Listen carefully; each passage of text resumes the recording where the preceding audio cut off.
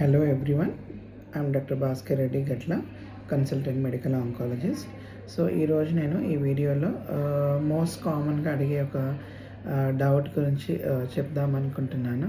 అదేంటంటే అలోపేషియా అండి. అలోపేషియా అంటే హెయిర్ లాస్ ఆఫ్టర్ కీమోథెరపీ తీసుకున్నాక చాలా మందిలో హెయిర్ లాస్ అనేది జరుగుతూ ఉంటుంది.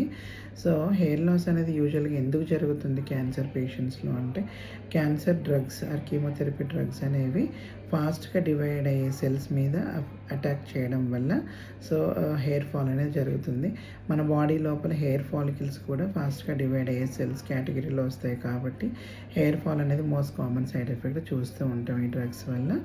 సో హెయిర్ ఫాల్ అనేది యూజువల్గా 2 to 3 weeks after starting chemotherapy తర్వాత మొదలవుతుంది. అండ్ ఈ హెయిర్ ఫాల్ అనేది యూజువల్గా టెంపరీ. అండ్ కీమోస్ అన్నీ అయిపోయిన తర్వాత 3 నుంచి 6 నెలల తర్వాత మళ్ళీ హెయిర్ అనేది రీగ్రో అవ్వడం జరుగుతుంది. ఇనీషియల్గా హెయిర్ క్వాలిటీ అనేది కొంచెం పూర్ క్వాలిటీ హెయిర్ అనేది రావడం జరుగుతుంది.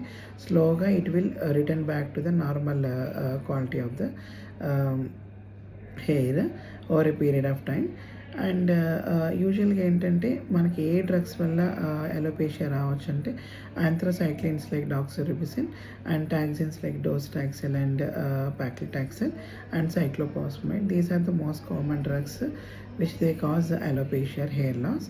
And if you come to the targeted therapy and immunotherapy drugs, they are very rare to cause hair loss, but we used to see hair fall in some of the cases in that scenario also.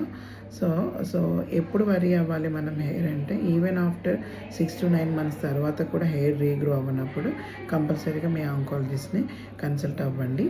And యూజువల్గా మనం hair ఫాల్ని ఎలా prevent చేయవచ్చు అంటే, by using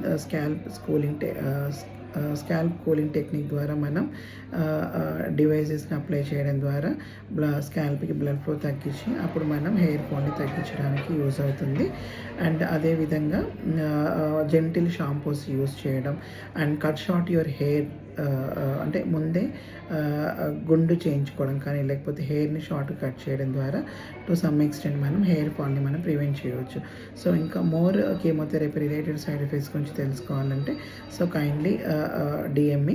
So kindly share, like and comment. Thank you.